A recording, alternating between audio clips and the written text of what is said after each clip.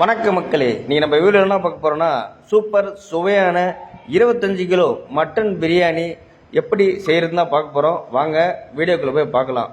அதுக்கு தேவையான 25 கிலோ டபரா எடுத்து வச்சிடலாம். டபரா நல்லா சூடானதும் 5 லிட்டரு சன்ஃப்ளவர் ஆயில் இப்போ நம்ம சேர்த்துடலாம். மக்களே, ஒரு லைக் பண்ணுங்கள், ஒரு ஃபாலோ பண்ணுங்கள், ஒரு சப்போர்ட் பண்ணுங்கள், ஒரு லைக் பண்ணுங்கள். நம்ம இப்போ எண்ணெய் நல்லா சூடானதும் பட்டை 50 கிராம் சேர்த்துடலாம். பட்டை நல்லா கொஞ்சம் பொடிசாக ஆக்கி சேருங்க, அப்போ தான் நல்லாயிருக்கும்.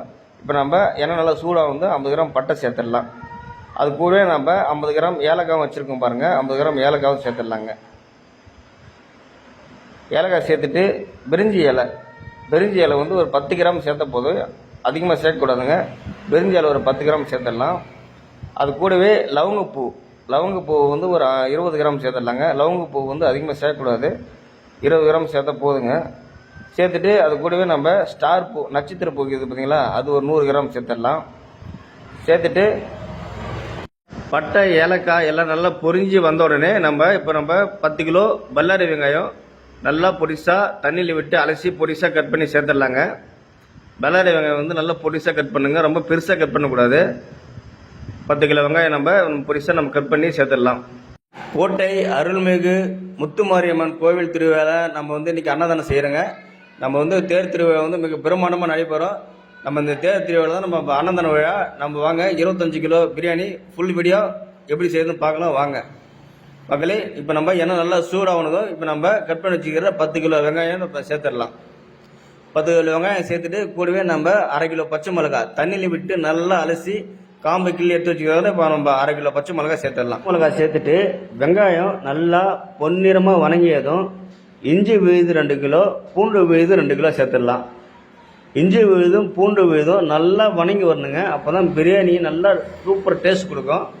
நம்ம அது வரைக்கும் நம்ம 25 கிலோவுக்கு நம்ம 8 கிலோ தக்காளி இப்போ தண்ணியில் விட்டு நல்லா அலசி பொடிசாக கட் பண்ணி இப்போ நம்ம சேர்த்துடலாங்க. பாருங்கள், இஞ்சி பூண்டு விழுது நல்லா வணங்கியிருக்கு, இந்த அளவு வணங்கணும். இப்போ நம்ம 8 கிலோ தக்காளி பொடிசாக கட் பண்ணி வச்சு தக்காளியை சேர்த்துடலாம். தக்காளி சேர்த்துட்டு இப்போ பாருங்கள் 25 கிலோ மட்டன் நம்ம நல்லா தண்ணியில் விட்டு நல்லா அலசி எடுத்துடலாங்க. கறி பாருங்கள், பார்க்கறதுக்கு சூப்பராக இருக்குங்க. 25 கிலோ மட்டனுங்க. நம்ம தக்காளி நம்ம 1/2 வேக்காடில் பாயில் ஆகிருக்கும். இப்போ நம்ம தண்ணியில் விட்டு நல்லா அலசி எடுத்துட்டு இப்போ நம்ம மட்டன் சேர்த்துடலாங்க. பாருங்கள், தக்காளி நல்லா ஒரு 1/2 வேக்காடில் வெந்திருக்கு. இப்போ நம்ம இந்த டைமில் நம்ம மட்டன் சேர்த்துடலாம். மட்டன் சேர்த்துட்டு அது கூடவே நம்ம தேவையான அளவு உப்பு சேர்த்துடலாங்க. உப்பு சேர்த்துட்டு ஒரு 20 நிமிஷம் நல்லா மட்டன் நல்லா பாயில் ஆகிற வரைக்கும் நல்லா ஒரு 20 நிமிஷம் வேக விட்டுடலாம்.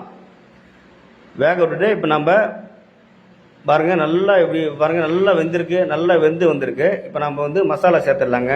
மட்டன் மசாலா 100 கிராம், மல்லித்தூள் 100 கிராம், பிரியாணி மசாலா 100 கிராம், தனி மிளகாய்த்தூள் 100 கிராம் சேர்த்துட்டு மசாலா நல்லா வேகிற வரைக்கும் நல்லா கூடவே நம்ம வணங்குற வரைக்கும் நல்லா வேக விட்டுடலாம். ஒரு 10 நிமிஷம், அதுக்கப்புறம் 10 நிமிஷம் வேக விடணும்.